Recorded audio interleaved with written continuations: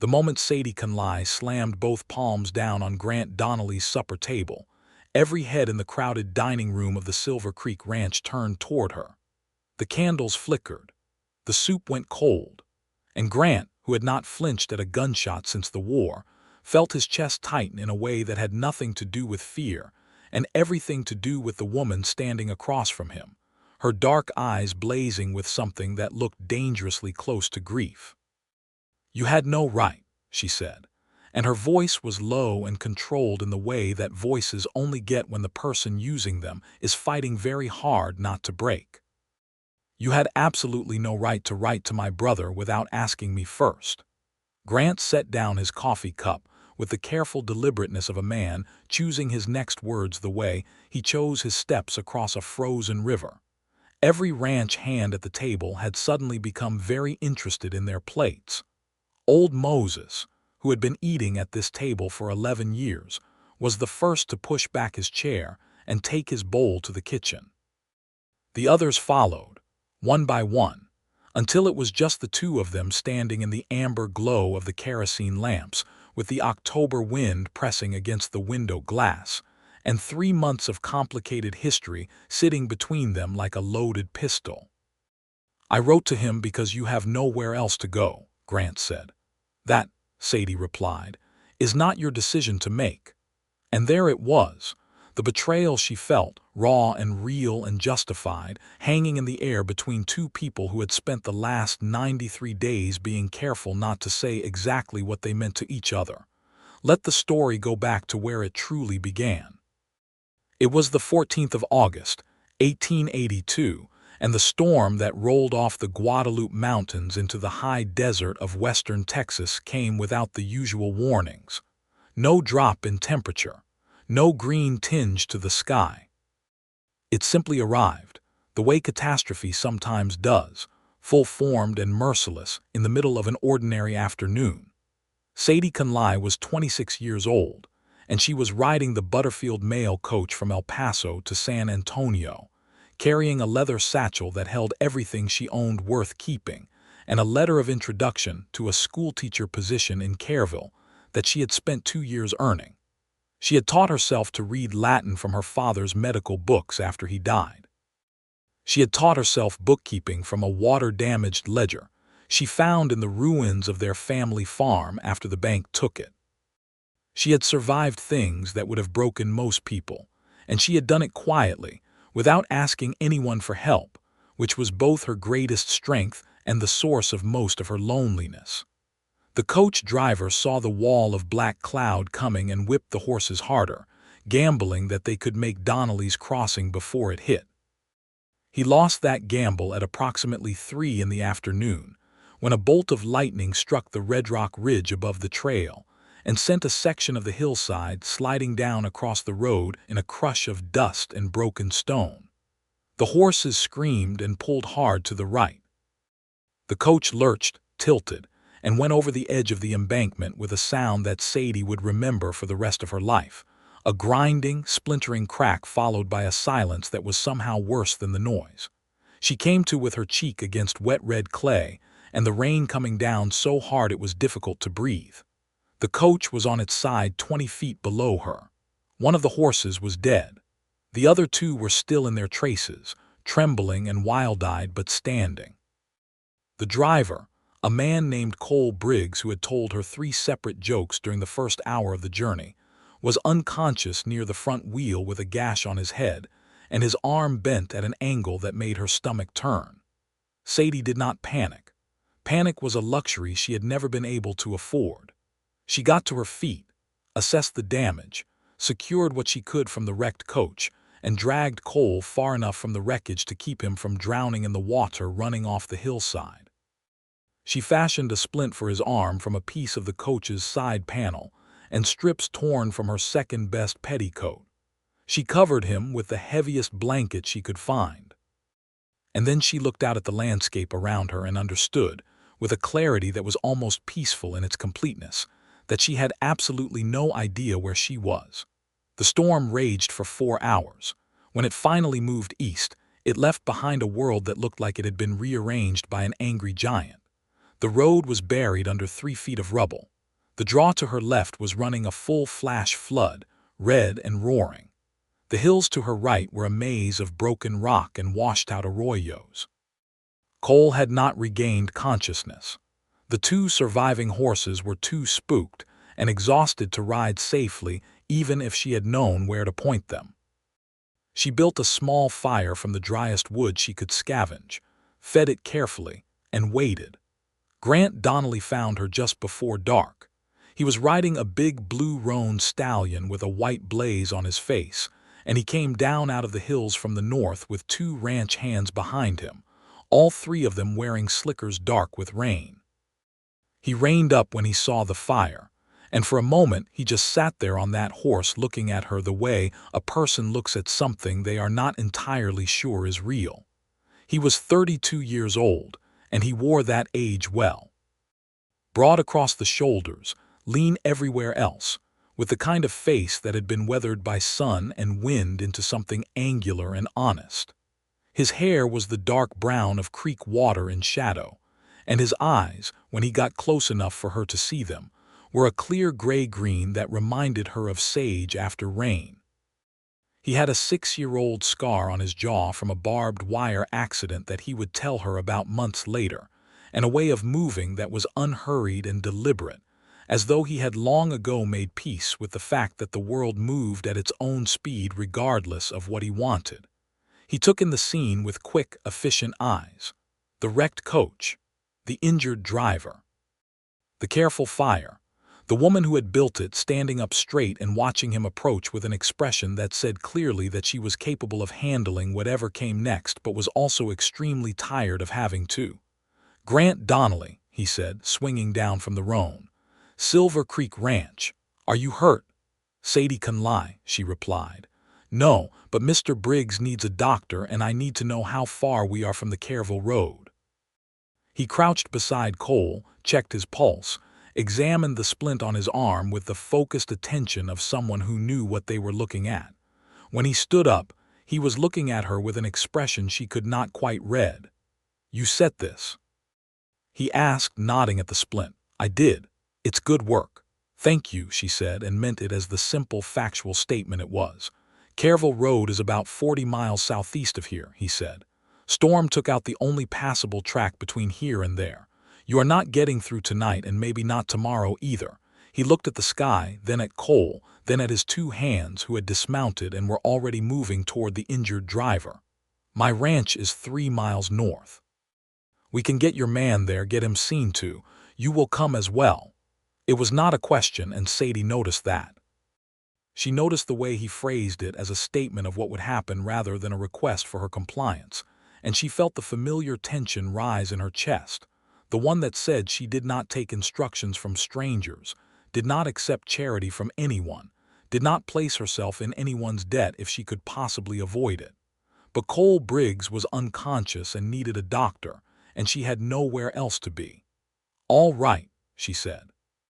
They got Cole onto a makeshift litter and tied it between the 2 surviving coach horses, and Grant led the way north with Sadie riding double behind one of the hands, a young Tejano man named Esteban, who was polite enough to spend the entire 3 miles staring straight ahead and not asking her questions. Silver Creek Ranch appeared out of the dark like something from another world. It was bigger than she had expected, a proper compound of buildings around a central yard with a large main house, a bunkhouse, a barn, a cookhouse, and various outbuildings, all of it solid and well-maintained in a way that spoke of money spent thoughtfully rather than ostentatiously. The house itself was 2 stories of limestone and timber with a covered porch along the front, and there were lights burning in the windows that looked, to Sadie's exhausted eyes, like the warmest thing she had ever seen. A woman came out of the house before they even reached the porch. A small, round-faced Mexican woman in her 50s named Rosa, who turned out to be the housekeeper and cook, and as far as Sadie could tell over the next several weeks, the actual person who ran Silver Creek Ranch while Grant handled the cattle and the land. Rosa took one look at the situation and began issuing instructions in a mixture of English and Spanish that had everyone moving in specific directions within 30 seconds. Cole was carried to the ground floor room that served as a sick room. A rider was dispatched to fetch Dr. Ellerman from the town of Sutton's Creek, 12 miles west. Sadie was shown to a room upstairs with a wash basin and a bar of soap, and a change of clothes that Rosa produced from somewhere with the matter-of-fact efficiency of a woman who had seen everything and was surprised by nothing. The room was simple and clean. A rope bed with a good mattress and a blue quilt. A window that looked out over the dark shape of the hills to the south. A small writing desk with a stub of candle burned down in a tin holder. Sadie sat on the edge of the bed and pressed her hands flat against her thighs and let herself breathe for the first time since the storm.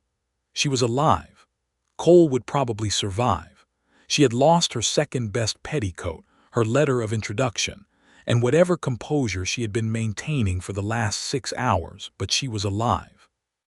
The supper hour had passed by the time Rosa knocked, and told her that the man of the house would be grateful if she would join him at table.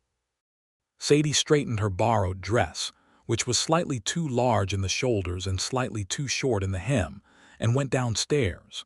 The dining room of Silver Creek Ranch was not what she had expected. She had braced herself for a bachelor's table, sparse and practical. Instead, she found a room that was clearly used and loved, with a long oak table scarred by years of use and set for 8 people. There were 6 ranch hands in various stages of supper, and Grant Donnelly at the head of the table, and an empty chair to his right that was clearly intended for her. "Miss Conley," he said, standing when she came in, which surprised her. She had not expected frontier manners. "Mr. Donnelly," she replied. She sat. Rosa brought soup, then bread, then a plate of beef and roasted corn, and the conversation at the table moved around her like a river around a new stone, gradual and unconscious, making room for her presence without making it strange. Grant asked her about El Paso. She told him about the school she had taught at there for 2 years, a small subscription school with 23 students and a leaking roof. He asked about her family. She told him the short version. Her father had been a physician in Missouri, had died of typhoid when she was 18. Her mother had passed 3 years before that. Her brother James was ranching in Colorado and doing well enough. He did not ask what she was running from. She appreciated that more than she could say. Dr. Ellerman arrived around midnight, examined Cole, confirmed that the arm was broken in 2 places but would heal, and said the concussion was serious enough to warrant rest and observation for at least a week. That week, he told Grant, meant Cole could not be moved. Grant said this to Sadie after the doctor left, standing in the hall with his hat in his hands and the lamplight making shadows of the angles of his face. "You are welcome to stay until he can travel," he said. "There is room. Rosa will see to whatever you need." "I have a position waiting in Careville," Sadie said. "I know. But you cannot get there without the road, and the road cannot be cleared in less than 2 weeks. I sent a rider to Careville with a message this afternoon explaining what happened. The schoolmaster there is a reasonable man." She looked at him. He had already sent the rider. He had thought of it before she had even asked, had handled it without being asked, and something about that made her feel a complicated mixture of gratitude and unease, because she was not accustomed to being thought of. "Thank you," she said. "Good night, Miss Conley," he said, and went back to his study. The next morning, Sadie came down to breakfast and found the table already set and the hands already eating, and Grant already in his chair, and the place to his right already laid for her. She sat down. Rosa poured coffee. No one made anything of it, and that was how it began. Cole improved slowly but steadily. By the 3rd day he was conscious and irritable, which the doctor said was a good sign. By the 5th day he was demanding whiskey, which Rosa refused. By the 7th day he was sitting up and playing cards with Esteban, and Sadie was beginning to understand the shape of the life that moved through Silver Creek Ranch like water through rock, constant and purposeful and unexpectedly complex.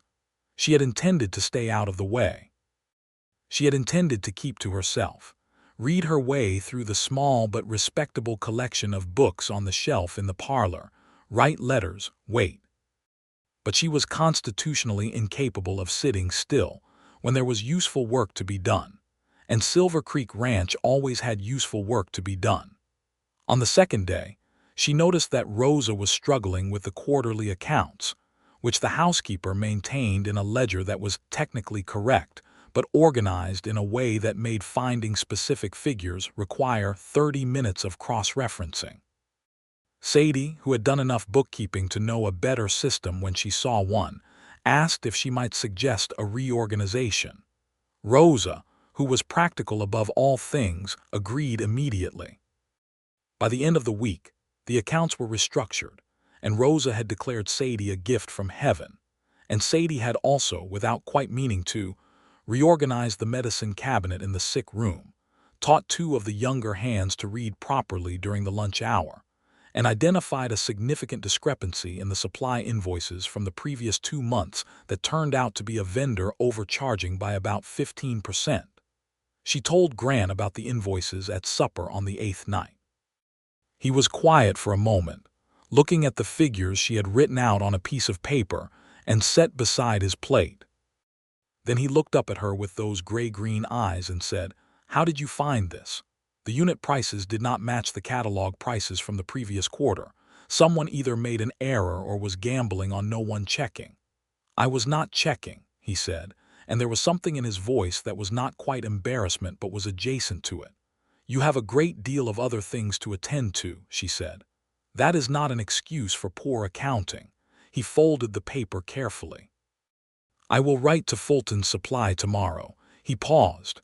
"Miss Conley, I would like to offer you wages for your time here if you are willing to continue." She had not expected that.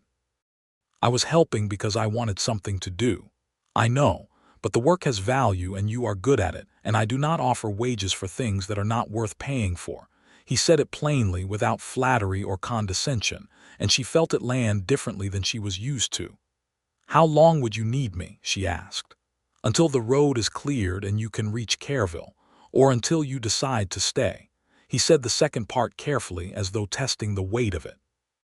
"There is a great deal of work here that a person with your skills could do well. The school in Careville is one classroom. Here you could teach all the hands children from Sutton's Creek twice a week, keep the books, and still have time to yourself. I would pay fair wages, and Rosa's room next to the kitchen is empty since her niece went back to San Antonio." It was a practical offer. Sadie told herself it was only a practical offer and made herself consider it practically, which was difficult because the table was warm and the food was good, and the people around it were decent, and she had not eaten this well or slept this well or felt this surrounded by living warmth since before her father died. "I will think about it," she said. She thought about it for 2 days, and then the road was partially cleared enough for Cole to be transported back to El Paso in a hired wagon, and the moment of decision arrived, and Sadie stood in the yard watching Cole wave at her from the wagon bed with his splinted arm, and understood that if she got in that wagon, she would be making a choice that felt, in ways she could not entirely articulate, like retreat. She let the wagon go. She stayed. The first weeks of her staying were marked by a careful, deliberate distance between her and Grant that they both maintained with the focused effort of people who are aware of something they are not yet ready to name. She was the ranch's accountant and occasionally its school teacher, and sometimes its resident solver of problems. He was the rancher, courteous and quietly present, who made room for her at his table every single evening without fail. That was the thing she kept noticing, the room at the table. No matter how late he came in from riding, no matter how hard the day had been, the place to his right was always set. If she had ridden to Sutton's Creek for supplies and came back after dark, supper was kept warm and her place was waiting. If there were additional guests and the table got crowded, everything shifted to accommodate it, but her chair never disappeared. She was never asked to take her plate to the kitchen or eat at a different hour.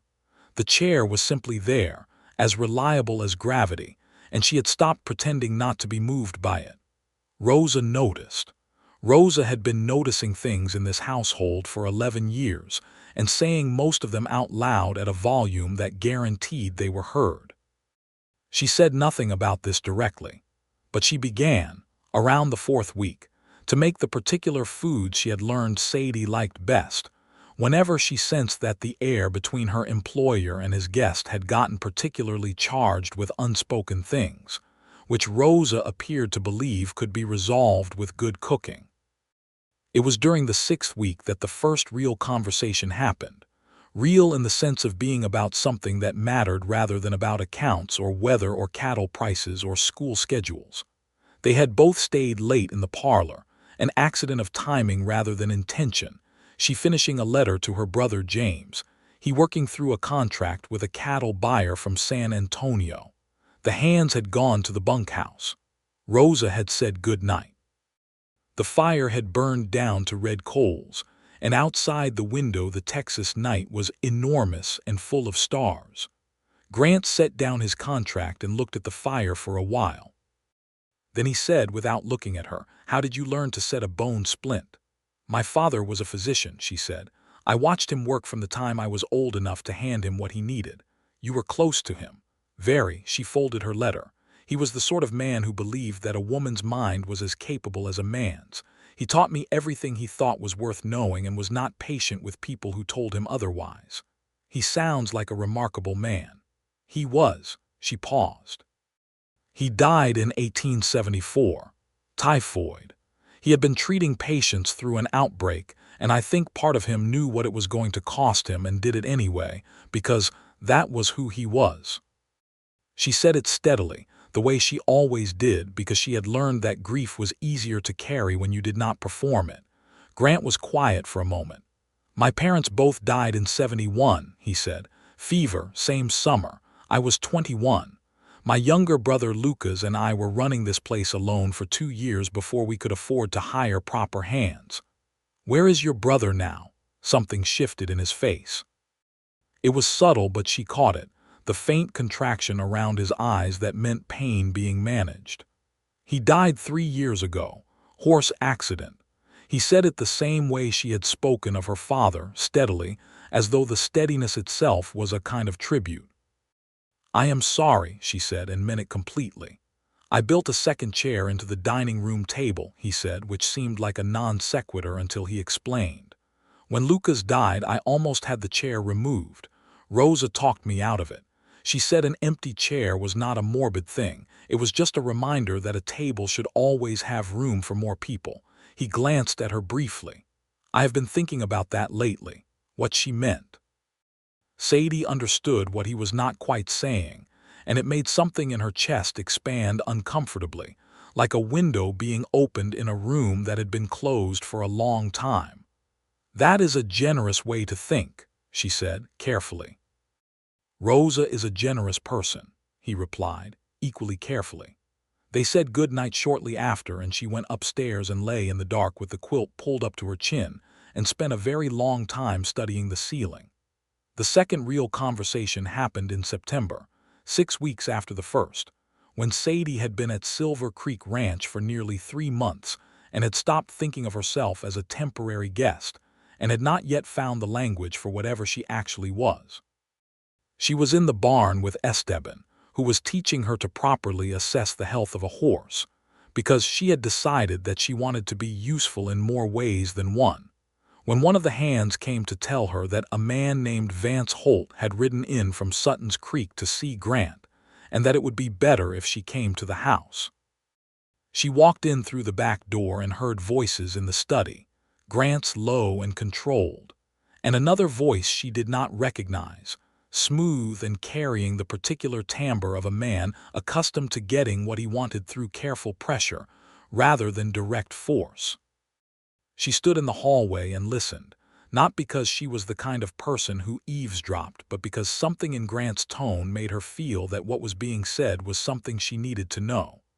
Vance Holt, it emerged, was a land buyer from a consortium based in San Antonio. He had been acquiring parcels throughout the county for the past year, and he wanted Silver Creek Ranch. He was willing to pay well. He was also, between the pleasant words, making it clear that if Grant did not sell willingly, there were other avenues available to him that might make continued operation of the ranch considerably more difficult. Water rights were mentioned. County assessors were mentioned. The name of a judge in Sutton's Creek was mentioned in a way that made its implication unmistakable. Grant's response was quiet and absolute. "No. Mr. Donnelly, I encourage you to reconsider before. The answer is no, Mr. Holt. You may leave now."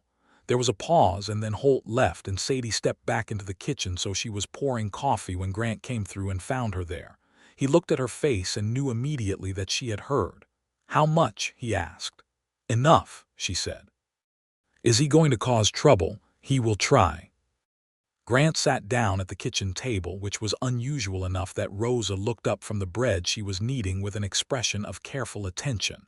"He has been doing this all across this part of the county. Bart Tillman sold to him in June. The Ray's brothers held out for 2 months before their water got cut off upstream." "Their water got cut off," Sadie repeated. "Someone redirected the Ray's Creek. Could not be proved, but everyone knew." He looked at his hands on the table. "I have senior water rights on Silver Creek going back to 1869. They cannot legally touch those, but legal and actual are sometimes different things out here." Sadie sat down across from him. Rosa put coffee in front of them both without being asked and went back to her bread. "What are you going to do? Keep the ranch?" "That is what I am going to do." He said it simply. "My father broke this land. My brother died on it. I will not sell it to a consortium so they can parcel it out for someone's railroad speculation." The certainty in his voice was not bravado. It was the bedrock kind, the kind that had been tested before and held, and Sadie felt it like a physical thing. "Then we should make sure the accounts are in perfect order," she said. "If they come at you through taxation or legal challenge, they will look for any irregularity they can exploit." He looked at her. "We," he said, and there was something in the way he said it, not a question exactly, more like a word being held up to the light. "The accounts are my responsibility," she said, and heard herself say it, and understood that she had stopped thinking of herself as temporary without consciously making that decision. "Yes," he said, and something in his face settled into a new arrangement, quieter and warmer and more open than the careful surface he usually presented to the world. "Yes, they are." The threat from Vance Holt materialized in October, not through water rights or taxation, but through something Sadie had not anticipated. A letter delivered to the ranch that turned out to have been written by Holt's lawyer and addressed to the county clerk, contesting the boundary survey of Silver Creek Ranch's eastern grazing land.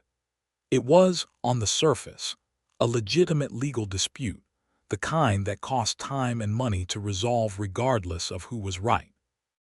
Under the surface, it was a trap designed to bleed the ranch of resources until Grant's position became untenable. Sadie found out about it because Grant showed her the letter over supper on the evening he received it, which was, she realized later, a significant thing. He had not hidden it from her. He had brought it to her. She read it twice carefully. "This survey dispute references work done in 1877, she said. "Do you have the original survey documentation?" "Somewhere. My father's files." "May I look through them?" He took her to his study after supper and showed her 3 boxes of papers that had not been properly organized since 1872. They spent the next 4 evenings going through them together at the study table with the lamp between them, shoulders occasionally close enough that she could feel the warmth of him, finding and organizing the documentation that would form the basis of Grant's legal response. On the 3rd evening, she found the original survey from 1868, signed by the county surveyor and 2 independent witnesses, with a hand-drawn map of the boundary lines that was precise and unambiguous. She set it in front of Grant without a word, and he looked at it for a long moment and then looked at her. "How did you know it would be here?" he asked. "Your father was a careful man," she said. "Careful men keep their papers." He held her gaze for a moment longer than the conversation strictly required, and then he said, quietly, "Thank you, Sadie." It was the first time he had used her given name. She was very glad the lamplight was warm enough that any change in her face could be attributed to the light. "You are welcome, Grant," she said, and his name felt exactly as significant in her mouth as she had suspected it would. The fourth evening in the study was when Rosa, who was not subtle when she felt the situation called for it, appeared in the doorway at 9 o'clock, announced that she was going to bed, looked meaningfully at both of them in turn, and said good night with the particular emphasis of a woman delivering a message without technically saying anything. They both looked at the closed door for a moment after she left. "She is not subtle," Grant said. "No," Sadie agreed. "She likes you," he said. "Rosa does not like most people quickly. It usually takes years. I like her too." Sadie looked down at the document in her hands, the 1868 survey. "She makes me feel," she paused, searching for the right word and finding, with the honesty that was one of her inescapable qualities, only the true one. "She makes me feel like I belong here." The silence that followed was the kind that has weight and warmth to it. "You do," Grant said. He was not looking at her when he said it, but his voice was entirely unguarded in a way she had not heard before, and the absence of his careful control made the words ring absolutely clear. "You belong here." Sadie made herself breathe, made herself think, made herself remember who she was, a woman who had survived on her own terms and intended to continue doing so, who did not confuse gratitude for something deeper and did not allow herself to want things she could not be certain of. "That is," she began. "I know," he said. "I am not asking anything. I just wanted you to know." She folded the document carefully, set it in the proper pile, said good night in a voice that was mostly steady, and went upstairs, and sat on the edge of her bed for a long time listening to the Texas wind outside the window and thinking about belonging. The letter to her brother James happened 2 days later, and this was where the story returned to the moment it had begun with, Sadie's hands flat on the supper table and the candles flickering, and every ranch hand discovering an urgent interest in the floor. Grant had written to James Conley in Colorado. He had told Sadie's brother that she was safe and well and employed at Silver Creek Ranch, and had described her situation with the careful accuracy of a man being deliberately factual rather than persuasive. But he had also told James that his sister was a woman of remarkable capability, and that the position she held at the ranch was permanent if she wanted it. He had not told Sadie he intended to write the letter. He had not asked her permission, and when she found out, from a letter James wrote back that arrived on a Tuesday afternoon with characteristic directness, the anger that rose in her was real and justified, and had very little to do with the letter, and almost everything to do with the terrifying tenderness she had been feeling for weeks, and had not allowed herself to acknowledge because it was safer to be angry. "You had no right," she said, with the dining room audience between them like a Greek chorus. And when the others had filed out and they were alone, Grant looked at her from across the table and said, "No, I did not. And I am sorry for that." She had been prepared for defense. She had not been prepared for immediate acknowledgement, and it knocked the sharp edge off her fury in a way that left her feeling exposed. "Why?" she asked. "Why did you write to him?" Grant was quiet for a moment, and in the silence she could hear the fire in the hearth and the wind outside in her own heart, which was doing something unreasonable. "Because I was afraid," he said. "Not for you. You are capable of managing your own life better than most people I know. I was afraid that you would leave. That one morning you would decide this was not where you wanted to be, and you would find a way to go, and I would not have given James the chance to tell you that Colorado is doing fine and he does not need you to come back, and so there was no reason to feel that obligation." Sadie stared at him. "That is the most convoluted thing I have ever heard." "Yes," he said, "I know. You wrote to my brother so he could tell me I did not have to leave. That is essentially it. By going behind my back and making a decision that was mine to make." "Yes," he met her eyes steadily, "and I am genuinely sorry for that. It was wrong of me.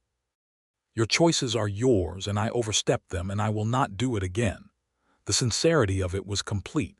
She had met very few people in her life who could apologize without defending themselves, and it disarmed her in ways she found both inconvenient and deeply, unmistakably moving. "James wrote back," she said. "I know. I saw the letter on the hall table. He says I should stay." She paused. "He says anyone who writes a letter like that about his sister must be a decent man." Grant said nothing, but something happened in his eyes. "He also says," Sadie continued, with a deliberateness that was entirely intentional, "that if you have designs on his sister you should say so plainly, because Conley women are not the kind who appreciate subtlety." The corner of Grant's mouth moved. Not quite a smile, but close. "James sounds like a sensible man." "He is." She looked at him across the length of the table.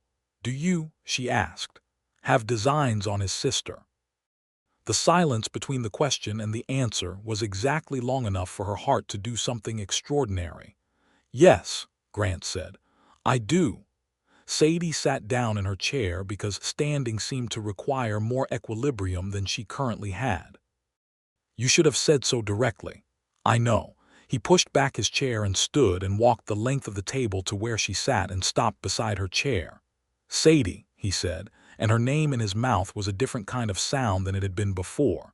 "I am not a man who speaks easily about what he feels. I have been afraid of saying this wrong and losing you entirely." He paused. "But I am going to say it because you deserve plain words." He looked at her with the full, unguarded weight of a man who has stopped being careful. "I am in love with you. I have been for weeks. You came into this house like the storm brought something in that was supposed to be here, and just needed the storm's excuse to arrive. And every morning I wake up grateful that you stayed, and every evening I cannot imagine sitting at that table without you." Sadie sat very still and felt the words settle into her like rainfall into dry ground, soaking all the way through to the layers she had kept dry for a very long time. She was not a woman who fell easily, or trusted easily, or let herself want things that could be taken away. She had built her independence with the discipline of someone who had learned that the worst moment was always the moment when you had depended on something that did not hold. But Grant Donnelly had held. Every night. Every single night the chair to his right had held. "I am not easy to love," she said, because it was true and he deserved to know it.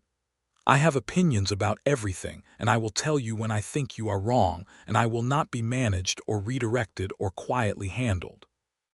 "I know," he said, and he was almost smiling now, and the warmth of it changed the entire shape of his face into something that would, she suspected, undo her for the rest of her life. "Those are not qualities I find difficult, Sadie. They are qualities I find necessary."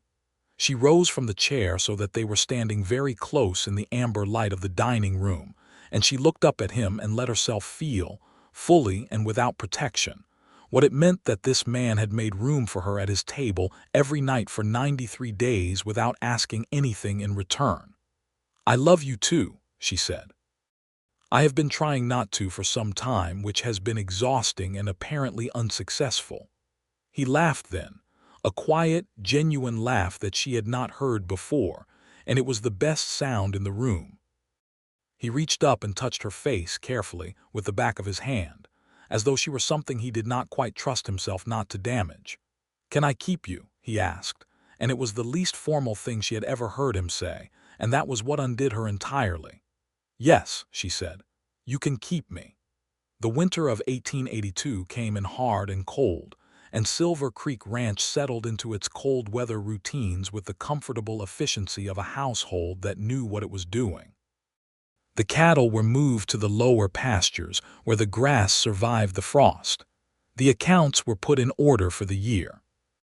The survey dispute with Vance Holt's consortium was presented to the county judge in Sutton's Creek in November, with the 1868 documentation Sadie had found, and the judge, who turned out to be an honest man rather than the compromised one Holt had implied, ruled in Grant's favor within a week. Holt did not disappear immediately. He came back in December with a revised offer, larger this time, and was shown to the gate by Grant and two hands in a manner that was entirely civil and entirely final. He did not come back after that. The consortium turned its attention to easier targets further north, and Silver Creek Ranch remained exactly what it had always been.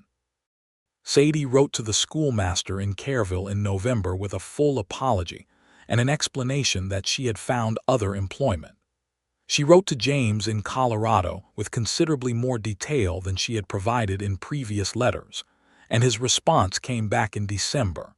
2 pages of characteristic bluntness that amounted to a thorough approval, and an instruction to both of them to come visit in the spring. He said he was very glad she had stayed, and that whoever had convinced her was either very persuasive or very lucky, and that he suspected it was probably both.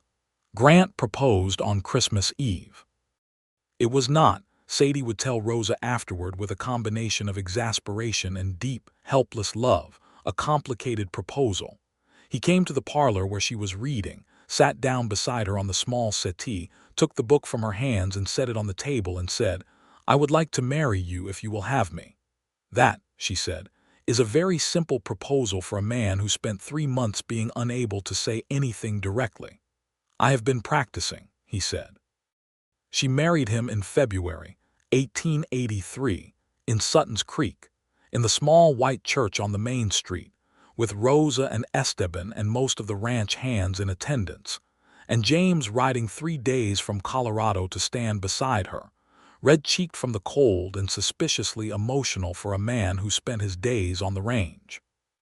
James shook Grant's hand at the church door and looked at him with the measuring look of a man who has sized up cattle and horses and weather and other men all his life and said, "You had better deserve her." "I intend to spend considerable effort making sure I do," Grant said. James nodded, apparently satisfied, and went inside. The ceremony was brief and sincere. Sadie wore the blue dress she had bought in Sutton's Creek and done her own alterations on because the collar had been wrong, and she carried a small bunch of dried flowers Rosa had pressed and saved from October. And when Grant took her hands at the altar and looked at her with those gray-green eyes that were currently waging a war between dignity and overwhelming emotion, she understood clearly and completely that this was not a compromise or a shelter or a practical arrangement. This was the exact shape of the life she had been working toward without knowing what it looked like. "I do," she said, and meant it down to the bone. They went back to Silver Creek Ranch the same afternoon, because a rancher does not take long absences in February, and because the ranch was already home. Rosa had decorated the dining room with cedar boughs and set the table for everyone, hands and all, and there was a supper that lasted 3 hours, and produced the kind of noise and warmth that Sadie had not known since before her father died. James stayed a week.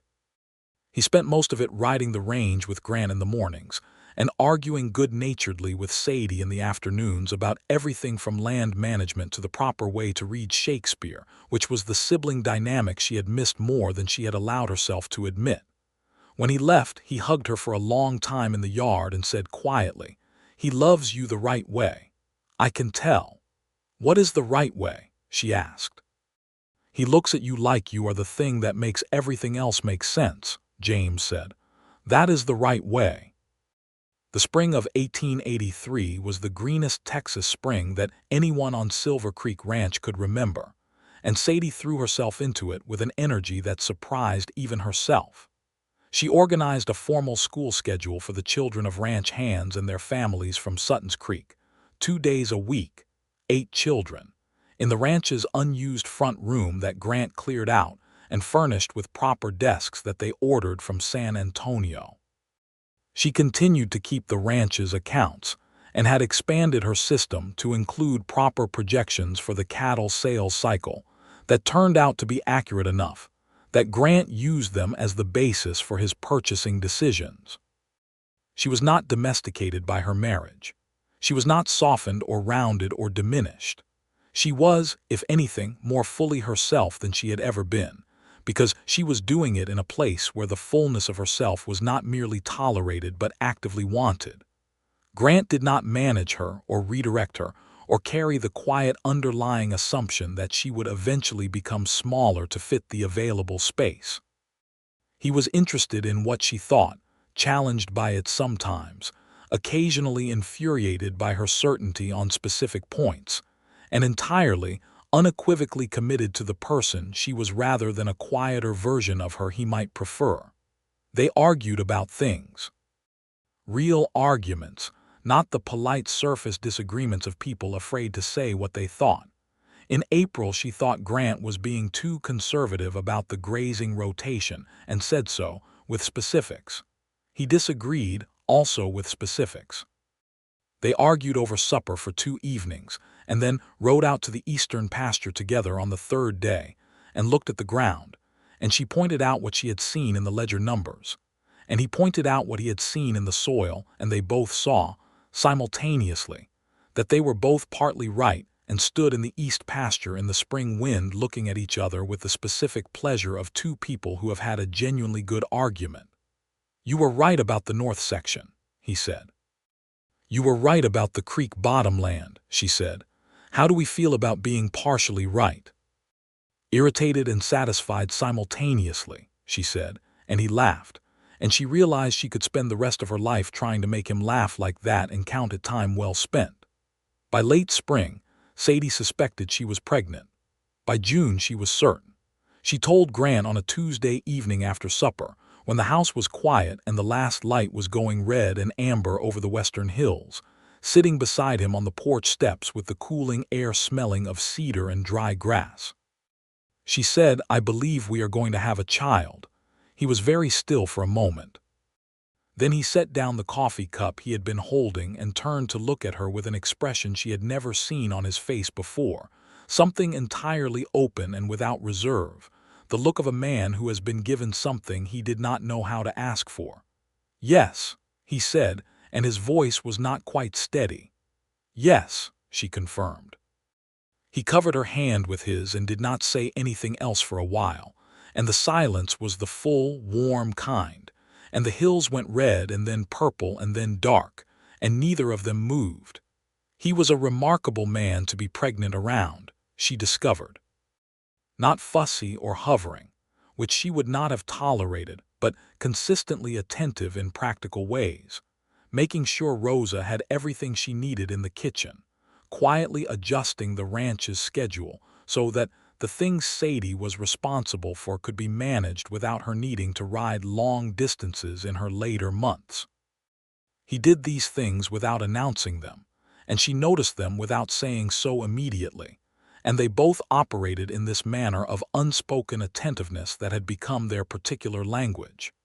The baby was born in February of 1884, exactly 1 year after their wedding, in the same bed where Sadie had spent her first night at Silver Creek Ranch, with Dr. Ellerman present and Rosa holding Sadie's hand and Grant in the hallway being quietly and comprehensively terrified in the way of men who are very brave in all circumstances, except the ones they cannot control. It was a boy. A solid, loud, healthy boy with Grant's dark hair and Sadie's expression of determined certainty, which appeared on his face approximately 45 seconds after he arrived in the world, as if he had opinions about it already. They named him Thomas Liam Donnelly, Thomas for Grant's father and Liam for Sadie's. Grant came into the room and saw his son and his wife and did not speak for a moment, and then he said, "He looks like you." "He has your hair," Sadie said.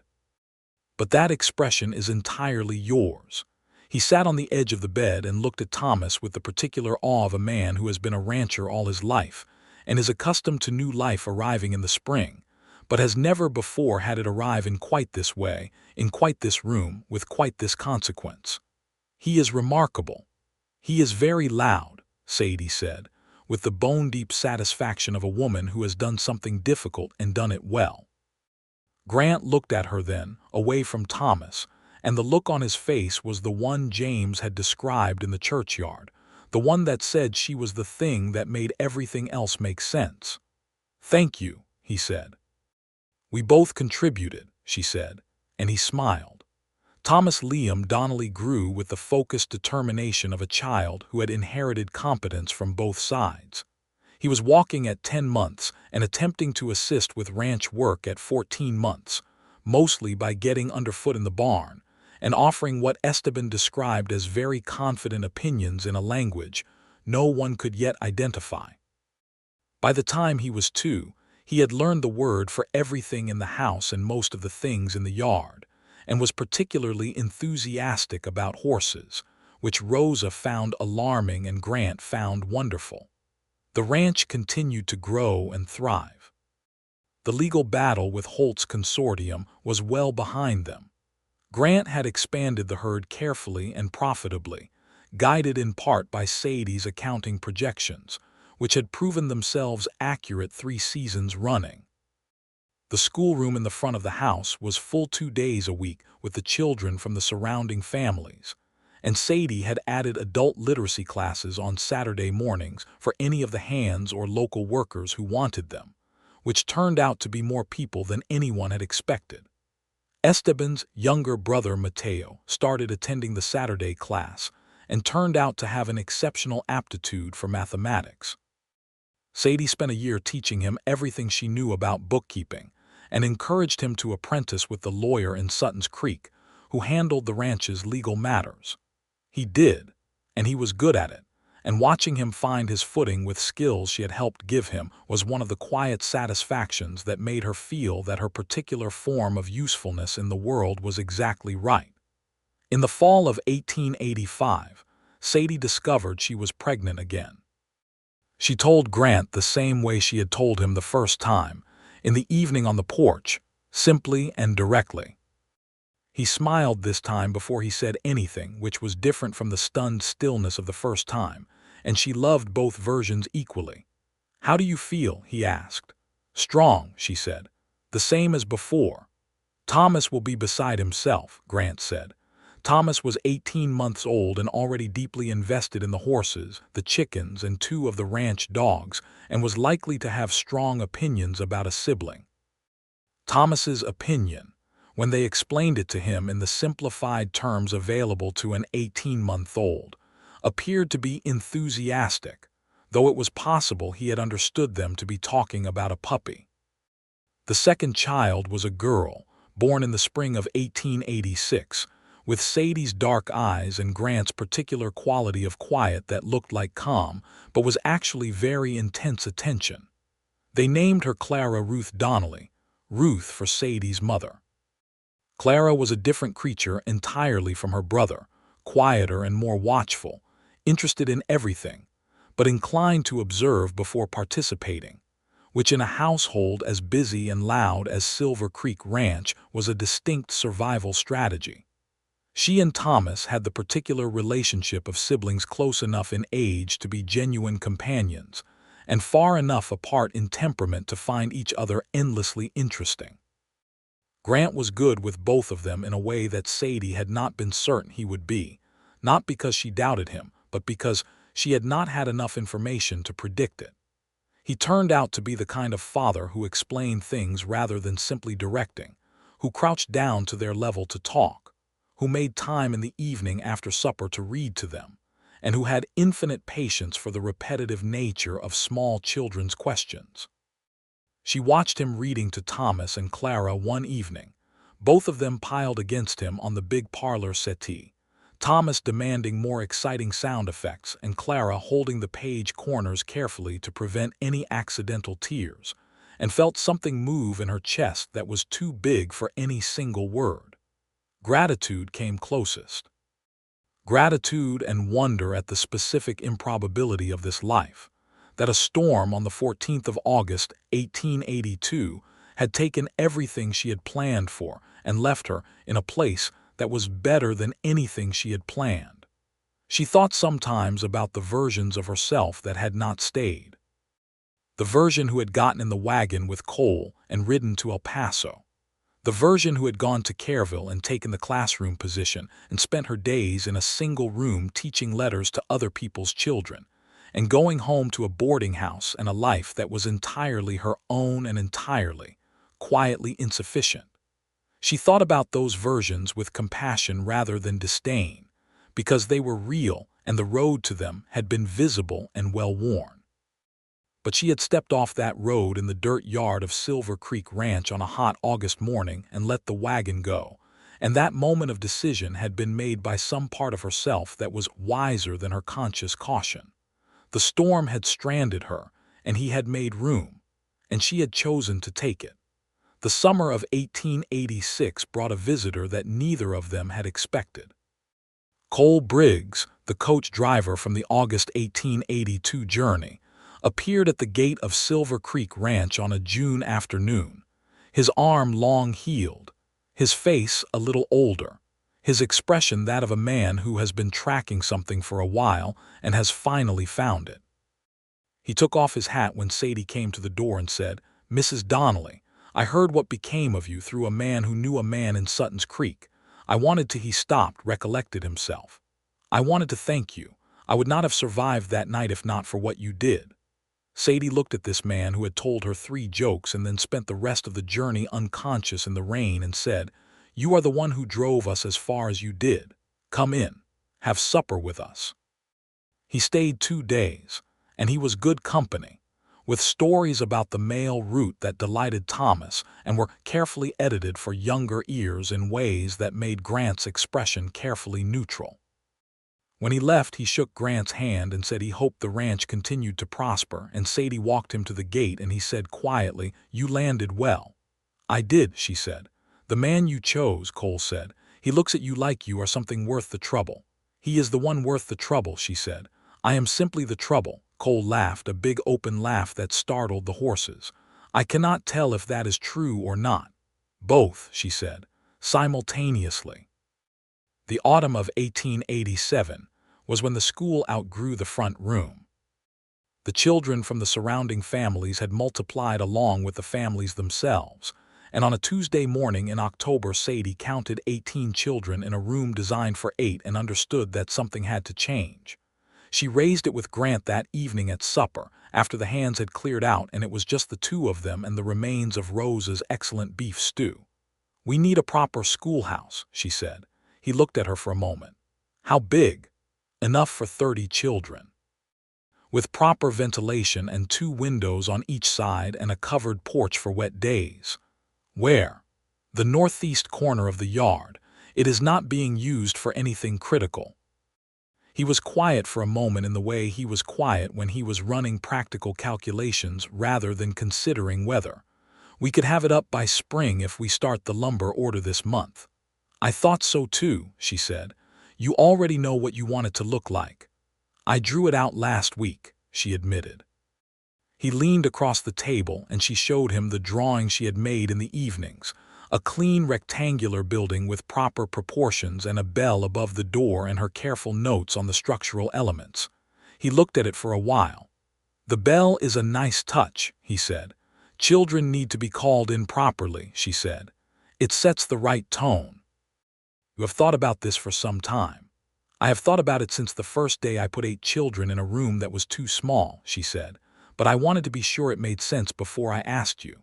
He looked at her across the table, and his expression was the one she loved most, the fully open one, the one without careful management. "Sadie," he said, "you have been running that school on your own determination and my front room for 4 years.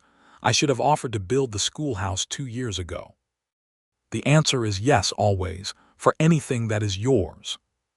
She held the drawing for a moment and thought about that word always, and felt it the way she had felt the room at the table in those first weeks, like something reliable and lasting and quietly extraordinary. The schoolhouse was built in the spring of 1888, 12 weeks from foundation to bell, using lumber from San Antonio and local stone for the floor, built by Grant's hands and 2 hired carpenters, and, on several Saturdays, by the fathers of the children who would attend it, because Sadie had extended the invitation and most of them had come. The opening day was a Tuesday in April, 22 children ranging from 5 to 12, and Sadie standing at the door of the first real schoolroom she had ever had that was her own, with the April sun coming through the new windows and the smell of fresh timber, and the bell hung above the door that she had paid for herself from a year of saved wages, and Thomas sitting in the 3rd row looking proprietary about the whole establishment, because his mother had built it, and Clara sitting in the front row with her hands folded, already deeply invested in learning the proper order of letters. Grant stood at the back for the first 10 minutes before quietly leaving her to her work. As he was going, Thomas caught his eye and Grant gave him the slight nod that was their particular signal of mutual approval, and Thomas, who was 4 years old and very serious about being a Donnelly, nodded back. The years that followed were full ones. Sadie taught. Grant ranched. Thomas grew into a boy who was, as he had always promised to be, deeply invested in horses and cattle and the management of land, and followed Grant around the ranch from the time he was old enough to keep up with a walking adult. Clara grew into a girl who was her mother in miniature in specific ways, the same focused attention, the same directness, the same quality of arriving at a conclusion, and then being very interested in whether you had arrived at the same one and why not if you had not. In 1889, Sadie found out she was carrying a third child. She was 33, which she acknowledged was not young by frontier standards for a third pregnancy, but Dr. Ellerman had attended both previous births and examined her thoroughly, and said she was as healthy as a woman half her age who lived an easier life, which she took as the compliment it was intended to be. She told Grant on the porch in the evening, as she always did. He set down his coffee and looked at the hills for a moment and then looked at her. 3, he said. 3, she confirmed. The table will need to be longer, he said, and the warmth in his voice wrapped around the words and made them mean everything they were supposed to mean. Rosa will be pleased, Sadie said. Rosa will be insufferable, Grant said fondly. She has been lobbying for a third child since Clara learned to walk. She is going to say she knew. She says that about everything. She is usually right about everything. He reached over and took her hand and held it, looking out at the hills going amber in the late light, and said nothing else for a while. And the silence was exactly the kind they had been building together for 7 years. The third child was another boy, born in April of 1890, and they named him Samuel James Donnelly. Samuel for no one in particular except that it was a good solid name, and James for Sadie's brother, who arrived from Colorado for the occasion and stayed 3 weeks, and was so comprehensively delighted by his status as uncle that Grant had to physically remind him on 2 occasions that the horses needed tending, and he could not spend the entire morning in the nursery. James had married in 1886, a Colorado woman named Harriet who was sensible and direct, and whom Sadie liked immediately, and they had 2 children of their own. And whenever the 2 families were in the same place, the combined chaos was considerable and entirely joyful. Samuel grew into a different kind of child from his siblings, easier going than Thomas's focused intensity and Clara's watchful precision, a boy who greeted everything with cheerful willingness, and was liked by every person and animal he encountered, which Sadie privately thought was its own rare kind of intelligence. The schoolhouse expanded in 1891, a new room added to the east side to accommodate the older students who needed more advanced instruction than the younger ones, and Sadie hired a second teacher, a young woman from San Antonio named Miss Eliza Vargas, who had just completed her teacher's training and arrived at Silver Creek Ranch with a trunk full of books and the kind of rigorous ambition that Sadie recognized as a younger version of herself and was delighted by. By 1892, the Silver Creek Ranch School, as it had come to be called in the county, was attended by 34 children from 8 surrounding families, and the county had begun making noises about formalizing it as a proper district school with county funding, which Sadie was pursuing with the methodical tenacity she brought to all things worth pursuing. Grant turned 42 that year. She threw him a supper party that filled the dining room and spilled into the parlor, with Rosa's best cooking and the hands in their good shirts and James, and Harriet making the journey from Colorado with their 2 children. Thomas, at 8, considered himself old enough to sit at the adult table and was right. Clara, at 6, had decided that the occasion warranted her keeping a record of all attendees and proceedings in a small notebook, which everyone found enormously charming and slightly alarming. Samuel, at 2, was present and enthusiastic and primarily interested in the cake. Grant sat at the head of his table and looked down its length at the collected people of his life, and Sadie, watching him from her place to his right, saw the moment he took it all in, the way his expression moved through something private and gratified and then settled into the particular warmth of a man who knows precisely how lucky he is. He caught her looking. He almost always caught her looking. "What?" he said. "Nothing," she said. "You look exactly like yourself." "Is that good?" "It is the best thing I can say about anyone," she replied, and he smiled, and the table went on around them, loud and warm and full.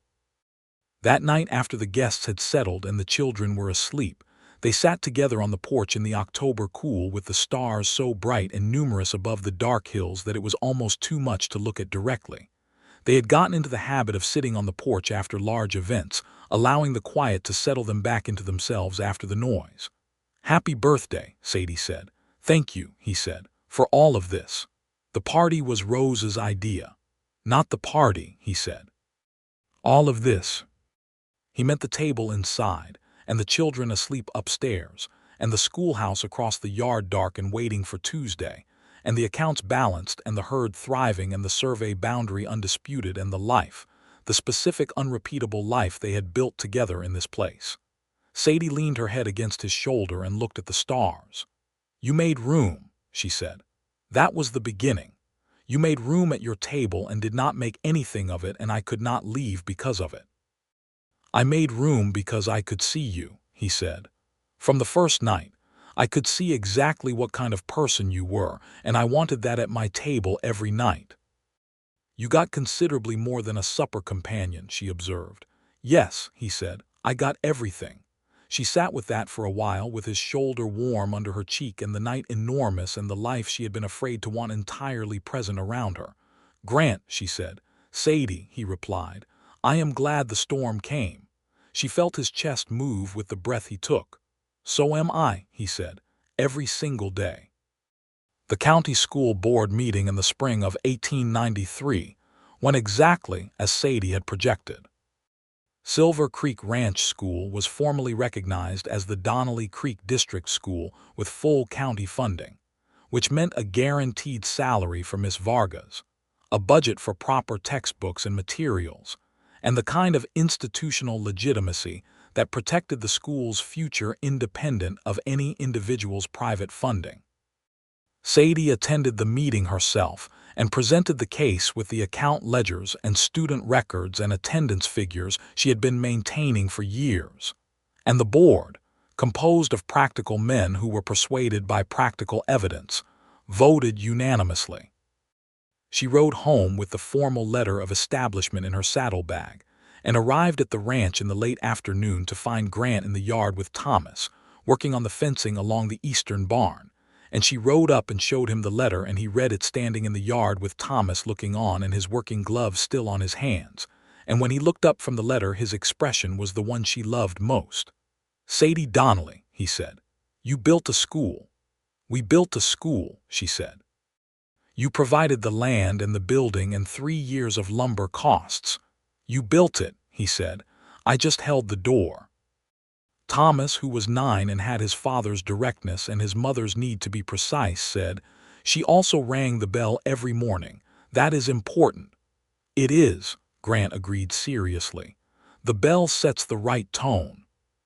He was quoting her back to herself and knew it, and she gave him the look that meant she had caught him doing it and was quietly pleased, and he gave her the look that said he knew, and Thomas, who had been watching his parents conduct entire conversations in expressions for his entire life, accepted this as normal and went back to the fence post.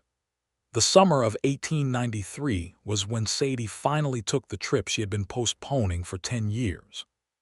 She and Grant rode to Colorado in July, taking Thomas and Clara and Samuel and Rosa, who had announced that she was coming and that was final, and spent 3 weeks with James and Harriet and their children on the Colorado Range, which was greener and higher than Texas and spectacular in an entirely different way. James and Grant, who had built their relationship entirely through letters for 10 years, discovered in person that they got along with the easy directness of two men who had the same essential values and the same way of expressing them, which meant they could sit on a porch together in comfortable near silence for an hour and both consider it a good conversation. James's wife Harriet and Sadie had already, through years of correspondence, become the kind of friends who could argue fiercely about a thing and return to affection within 10 minutes. Thomas and James's eldest son, Robert, discovered a mutual passion for horses and spent most of the 3 weeks in the barn together. Clara spent most of the 3 weeks reading James's library and making notes. Samuel spent most of the 3 weeks collecting every interesting rock and piece of wood he could find, which Rosa helped him catalog with a thoroughness that indicated she had been waiting for a project of exactly this nature. On the last evening before they headed south, James and Sadie sat on the porch of his ranch house after the others had gone in, which was the first time they had been alone together in 10 years. "You look well," James said. "I am well," she said. "Not just well, you look like yourself." He paused, looking for the right words which did not come naturally to him any more than they did to her. "When Father died, you went very still. Like you were calculating exactly how much of yourself you could afford to spend on any given thing. I worried about that." "I know," she said. "I worried about it too." "He fixed it," James said, meaning Grant, and it was both reductive and accurate. "We fixed it," she corrected him gently. "He just made enough room for fixing to be possible." James nodded. "Good answer," he said. "He still deserves credit." "He has credit," she said. "Every night at the head of the table." She watched the Colorado mountains go purple in the evening light and thought about the table at Silver Creek Ranch. The long oak table with its years of scars from use. The place to Grant's right that had been hers since the second evening of her staying, that had never once not been laid and waiting. She thought about all the suppers eaten there, the ones with the full crowd of hands and the ones with just the two of them, and the ones with children at the table, and the ones with guests and the ordinary ones and the extraordinary ones, and the ones where they had argued, and the ones where they had laughed until Rosa came to tell them they were disturbing the kitchen, and the ones where they had sat in comfortable silence that was its own language. "He is a good man," James said. "The best I know," she said simply. She meant it entirely. Not because Grant Donnelly was perfect. He was not. He was stubborn about certain things in ways that required sustained negotiation, and he occasionally retreated into a silence that lasted longer than necessary when something troubled him, and he had spent 3 years being unable to say what he felt directly. But because he was consistently and genuinely himself, because he held to his values under pressure, because he looked at her with eyes that saw her fully and without reservation, because he had made room for her and kept making room and had never, not once in 11 years, made her feel that the room was a favor he was doing her. She had not arrived at Silver Creek Ranch looking for a life. She had arrived soaking wet and stranded and carrying the remains of a plan that the storm had destroyed, and she had found something better than a plan. She had found a place. When the children started school that September, Samuel at 3 joining his siblings in the schoolroom for the first time, Sadie stood at the door of the Donnelly Creek District School, with the September wind coming cool off the hills, and thought about the August storm in 1882 and what it had cost and what it had given, and decided, not for the first time and not for the last, that the giving had been greater. Grant was at the barn when she walked back across the yard from the school. He saw her coming and waited, and when she reached him he looked at her face for a moment the way he always did, the way that said he was checking, that he was paying attention, that he wanted to know how she was. "All right," he said. "Perfectly," she said. He nodded, satisfied, and turned back to the horse he had been examining. She stood beside him and they both looked at the horse, which was a young mare with a good disposition and excellent conformation that Thomas had picked out himself and was very proud of. "She is going to be a good horse," Sadie said. "Thomas thinks so," Grant agreed. "Thomas is usually right about horses." "He gets that from you," Grant said. You are usually right about most things." "I was right about staying," she said. He turned and looked at her and smiled, and the smile was the one that had been undoing her since the first time she saw it, the full, unguarded, genuine one. "Yes," he said, "you were completely right about that." She walked with him back to the house, through the yard that was hers as surely as it was his, past the schoolhouse with the bell above the door and the sound of children inside it, past Rose's kitchen garden lush with the last of the summer vegetables, through the door of the limestone and timber house that had been her home for more than a decade. The dining room was warm and full of morning light. The table was set for lunch, and the place to the right of Grant's chair was exactly where it always was. She sat down. She was home. And that evening, as on every evening before it and every evening to come for the rest of their long lives together, Grant Donnelly sat at the head of his table, and Sadie Conley Donnelly sat to his right, and the room was full of food and voices, and the specific noise of a life that had been built carefully and kept faithfully. And outside the window the Texas night was enormous and full of stars, and the storm was 11 years gone, and everything it had taken had been given back 100-fold. And neither of them had a single word of complaint about any of it. The Silver Creek ran on. The school bell rang every morning. The table held everyone who needed it, and at the end of each day, without fail, without ceremony, without anything being made of it, he made room. He always made room.